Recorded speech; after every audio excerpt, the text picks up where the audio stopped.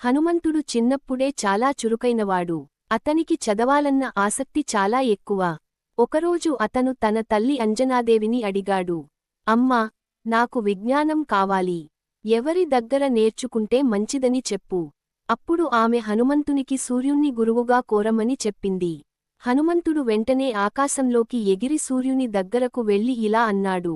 ఓ సూర్యదేవా, మీరు నాకు విద్య బోధించాలి.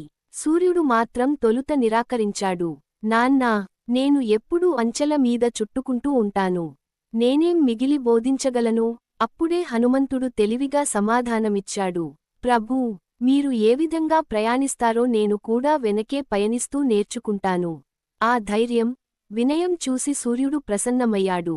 హనుమంతునికి బోధించడం మొదలుపెట్టాడు. కొద్ది రోజుల్లో హనుమంతుడు సర్వజ్ఞుడిగా మారిపోయాడు. ప్రమాదమేమిటంటే, విద్య పూర్తయిన తర్వాత హనుమంతుడు గురుదక్షిణ అడిగాడు. అప్పుడు సూర్యుడు నవ్వుతూ అన్నాడు. నీవు నన్ను గురువుగా అంగీకరించడమే నాకు గొప్ప గౌరవం. నీవు దేవతల సేవకుడివి అవుతావు.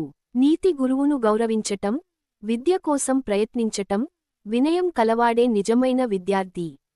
ధైర్యం, తెలివి, శ్రద్ధ ఉంటే ఎవరైనా మహానుభావులవుతారు.